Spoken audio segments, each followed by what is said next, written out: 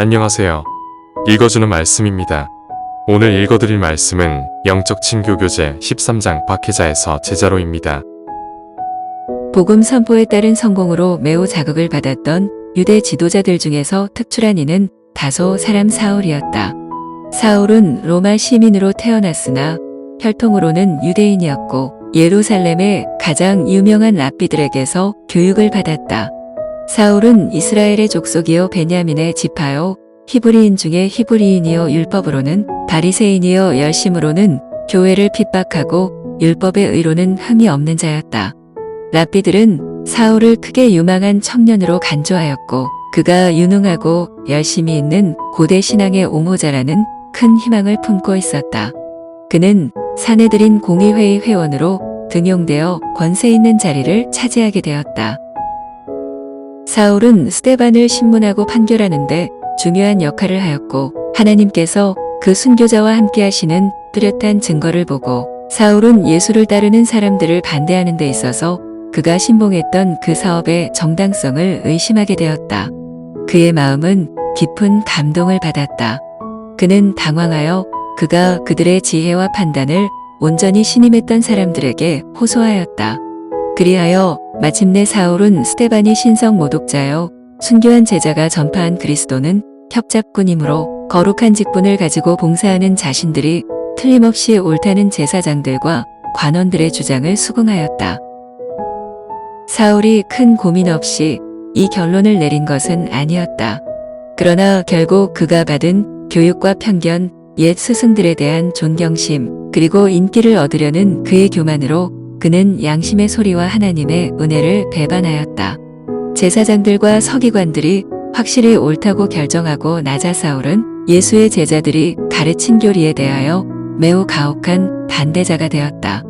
거룩한 남녀들을 재판정으로 끌어다가 단순히 예수를 믿는다는 이유만으로 투옥도 하고 심지어 사형에 처하게 선고한 사울의 활동으로 새로이 조직된 교회는 슬픔과 침울에 잠기게 되었으며 많은 사람들은 안전을 위해 도망하게 되었다. 이 핍박으로 예루살렘에서 쫓겨난 이들이 두루 다니며 복음의 말씀을 전하였다. 그들이 간 도시들 가운데 다메섹이 있었는데 새로운 신앙으로 많은 개심자를 얻었다. 제사장들과 관원들은 방심치 않는 노력과 가혹한 박해를 함으로 이단이 진압되기를 바랐다. 이제 그들은 새로운 가르침에 대하여 예루살렘에서 취했던 단호한 조치를 다른 곳에서도 도취해야 한다고 생각했다. 그들이 다메섹에서 하기를 바랐던 그 특별한 일을 사울이 돕겠다고 제안하였다. 주의 제자들에 대하여 여전히 위협과 살기가 등등하여 사울은 대제사장에게 가서 다메섹 여러 회당에 갈 공문을 청하니 이는 만일 그 돌을 좇는 사람을 만나면 물론 남녀하고 결박하여 예루살렘으로 잡아오려 함이라. 이와 같이 대제사장들의 권세와 위임을 받은 다소 사람 사울은 건장한 힘과 활력 그리고 그릇된 열심으로 불타올라 그의 삶의 전 방향을 전환시킨 그 특별한 사건이 일어난 잊지 못할 여행길에 올랐다. 그 여행의 마지막 날 정오에 피곤한 여행자들은 다메섹 가까이 이르러 인근 산에서 흘러내리는 시원한 시냇물로 물을 댄 비옥한 땅과 아름다운 전원과 과실이 풍부한 과수원들이 다 보이는 곳에 이르렀다. 황량한 황무지를 오랫동안 여행한 후라 이와 같은 광경은 참으로 상쾌하였다. 사울이 그의 일행들과 함께 아래에 있는 비옥한 평야와 아름다운 성읍을 경탄하면서 바라보고 있을 때에 호련히 너무나 현란하여 인간의 눈으로는 감당할 수 없는 하늘로서 해보다 더 밝은 빛이 나와 내 동행들을 둘러 비추었다고 그는 후일에 말하였다. 눈이 멀어 당황한 사울은 땅에 엎드러졌다. 그 빛이 계속 그들을 둘러 비추고 있는 동안 사울이 들으니 한 소리가 들려 히브리 방언으로 이르되 사울아 사울아 내가 어찌하여 나를 핍박하느냐 가시체를 뒷발질하기가 내게 고생이니라. 내가 대답하되 주여 미시니이까 주께서 가라사대 나는 내가 핍박하는 예수라. 공포에 사로잡히고 강렬한 빛으로 거의 눈이 먼 사울의 동료들은 어떤 음성은 들었으나 아무 사람도 보지 못하였다. 그러나 사울은 들은 말을 깨달았으며 그에게 말씀하신 분 곧 하나님의 아들이 그에게 분명하게 나타났다. 사울은 그의 앞에 서신 영광스러운 분에게서 십자가에 못 박히셨던 그분을 보았다. 그 상처받은 유대인의 영혼 위에 구주의 얼굴 모습이 영원히 인각되었다. 그분의 말씀은 놀라운 힘으로 그의 마음을 찔렀다. 그의 어두운 마음 구석에 큰 빛이 비쳐 들어와 과거 생애의 무지와 과오, 그리고 현재 성령의 교화하심의 필요를 깨닫게 하였다. 이제 사울은 예수의 제자들을 박해함으로 실은 사단의 일을 하고 있었다는 사실을 깨달았다. 정의와 의무에 대해 가졌던 그의 확신은 모두 제사장들과 관원들에 대한 맹신에 크게 기초되었음을 알았다. 그들이 부활의 이야기는 제자들이 교묘히 날조한 것이라고 그에게 말했을 때 사울은 그들의 말을 믿었다. 그런데 예수께서 지금 친히 나타나 서 계셨으므로 사울은 제자들의 주장이 진실함을 확신하게 되었다. 하늘의 빛이 비추이고 있는 그 시간, 사울의 마음은 놀랍도록 신속하게 움직였다. 그는 성경의 예언을 깨달았다.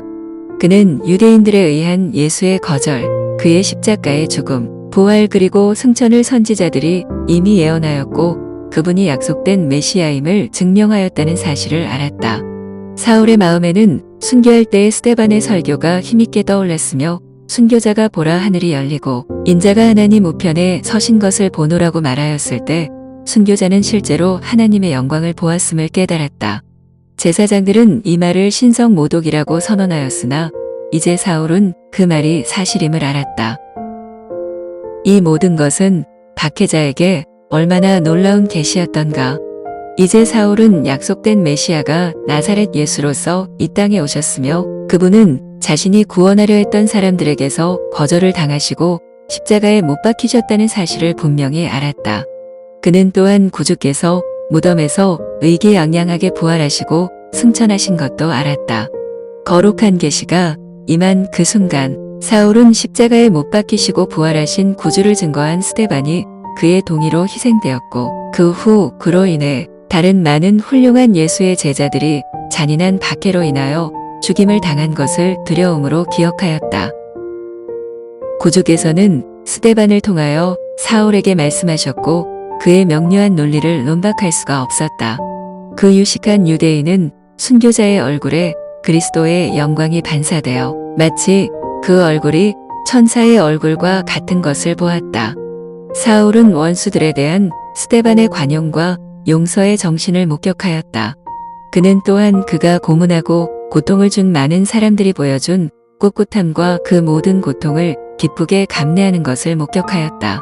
그는 어떤 이들이 그들의 신앙 때문에 기쁨으로 그들의 생명까지도 버리는 것을 보았다.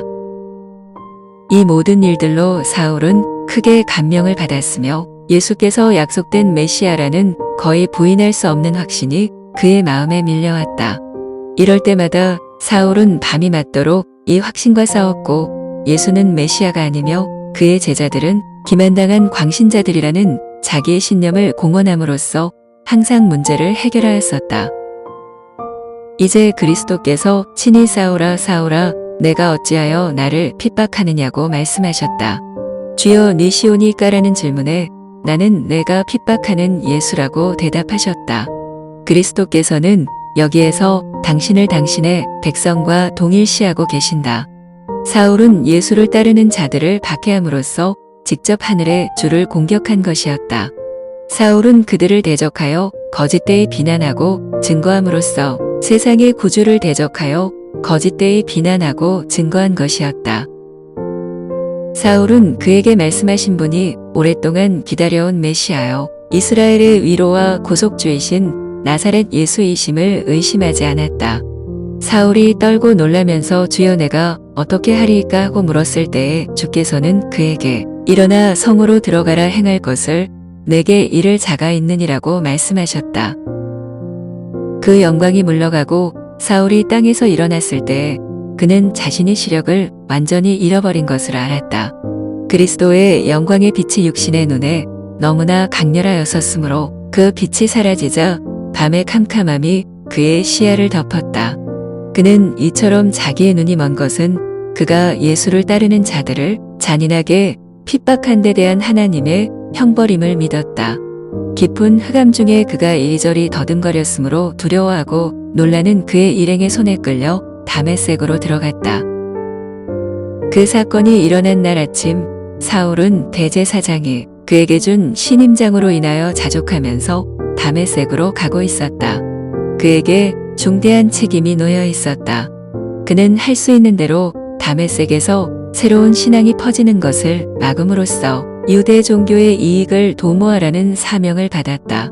그는 그의 사명을 성공리에 완수하고자 결심하였고 그의 앞에 있으리라고 예상한 그 경험을 열렬한 기대감으로 바라보았다. 그러나 그 성으로 들어갈 때에 그의 기대와는 얼마나 다른 일이 일어났는가. 눈멀고 무력하게 되어 고통을 당하고 양심의 가책과 앞으로 그에게 어떠한 형벌이 임할지를 몰라 번민하던 사울은 제자 유다의 집을 찾아 그곳에서 조용한 가운데 명상하고 기도할 수 있는 충분한 기회를 가졌다. 3일 동안 사울은 보지 못하고 식음을 전폐하였다. 이 심령의 고통의 날들은 그에게는 마치 여러 해가 되는 것처럼 보였다. 그는 거듭거듭 괴로운 심정으로 스데반이 순교할 때 그가 취했던 입장을 회상하였다. 그는 스데반의 얼굴이 하늘의 광희로 빛났을 때까지도 제사장들과 관원들의 악의와 편견의 지배를 받고 있던 자신의 죄를 두려움으로 생각하였다. 슬픔과 상심 가운데 그는 자신이 가장 뚜렷한 증거들에 대하여 여러 번 눈과 귀를 닫았으며 나사렛 예수를 믿는 신자들을 잔인하게 핍박하도록 강요했던 일을 회상하였다. 자신을 면밀히 살피고 마음을 겸비케 하는 날들을 외로이 떨어진 곳에서 보냈다. 사울이 다메섹으로 오는 목적에 대하여 경고를 받은 신자들은 그가 그들을 더욱 쉽사리 속이기 위하여 연극을 꾸미고 있는 것이라고 두려워하였다. 그리하여 그들은 그를 멀리하여 동정하기를 거절하였다. 사울은 신자들을 박해하는데 연합하려고 계획했던 회개하지 않은 유대인들에게 호소할 생각이 없었는데 이는 그들이 그의 이야기를 들으려고조차 하지 않으리라는 것을 안까닭이었다. 따라서 그는 모든 인간의 동정에서 제외된 것처럼 보였다. 그의 유일한 도움의 희망은 은혜로우신 하나님에게 있었으므로 그는 상한 마음으로 하나님께 호소하였다. 홀로 하나님과 함께 있던 그 오랜 시간 동안 그는 그리스도의 초림에 관한 많은 성경 말씀들을 생각해 보았다. 그의 마음을 사로잡았던 확신으로서 예리해진 기억력을 가지고 사울은 그 예언들을 하나하나 주의 깊이 살피며 내려왔다. 사울이 예언들의 뜻을 깊이 생각할 때 약속된 메시아이신 예수를 거절하게 한 과거, 그 자신의 이해력의 무지와 일반 유대인들의 맹목에 놀랐다. 이제 그의 밝아진 시야에 모든 것이 분명하게 보였다. 과거 그가 가졌던 편견과 불신으로 인해 그의 영적인 이해력이 흐리게 되어 나사렛 예수에게서 예언의 메시아를 분별하지 못하게 한 것을 알았다. 사울이 죄를 책망하시는 성령의 능력에 자신을 완전히 굴복했을 때 그는 자신의 생애의 잘못들을 보았고 하나님의 율법의 원대한 요구들을 깨닫게 되었다. 자신의 선한 행위로 의롭다고 확신한 거만한 바리새인이었던 사울은 이제 어린아이와 같은 겸손과 단순함을 가지고 하나님 앞에 부복하여 자신의 무가치함을 고백하고 십자가에 달리시고 부활하신 구주의 공로를 간구하였다. 사울은 아버지 하나님, 아들 하나님과 완전히 조화되고 교제하기를 갈망하였으며 용서와 용납하심을 구하는 그의 열렬한 소망을 은혜의 보좌 앞에 뜨겁게 탄원하였다. 참회한 바리새인의 기도는 헛되지 아니하였다. 그의 마음의 가장 깊은 사상과 감정은 하나님의 은혜로 변화되었고 그의 고상한 능력은 하나님의 영원한 목적과 일치하게 되었다. 사울에게 있어서 그리스도와 그분의 의는 온 세상보다 더 귀중하게 되었다. 사울의 회심은 죄인들을 책망하시는 성령의 기이하신 능력에 대한 하나의 뚜렷한 증거이다. 그는 나사렛 예수가 하나님의 율법을 무시할 뿐 아니라 그의 제자들에게도 율법은 폐지되었다고 가르친 줄로 확신하였다. 그러나 회심한 후에 사울은 예수가 아버지의 율법을 옹호하시려는 분명한 목적을 가지고 세상에 오셨던 분임을 인정하였다. 그는 예수께서 모든 유대 희생 제도의 창시자이심을 확신하였다. 십자가의 죽음으로 모형은 원형과 만났으며 예수께서는 이스라엘의 구속주에 관한 구약 성경의 예언들을 성취하셨다는 것을 그는 또한 깨달았다. 사울의 회심의 기록에는 우리가 언제나 마음속에 간직해야 할 중요한 원칙들이 있다. 사울은 직접 그리스도의 임재 속으로 인도되었다. 사울은 그리스도께서 가장 중요한 사업을 위하여 준비하신 사람이었고 그의 택한 그릇이 되어야 하였으나 주께서는 그에게 지정된 사업에 대하여 즉시 말씀하지 않으셨다. 그분은 길에서 그를 붙잡으셔서 죄를 깨닫게 하셨다. 그러나 사울이 주께서 나로 무엇을 하게 하시려나이까? 라고 물었을 때 구주께서는 질문하는 그 유대인을 당신의 교회와 연결시키셔서 거기서 그에 대한 하나님의 뜻을 알게 하셨다.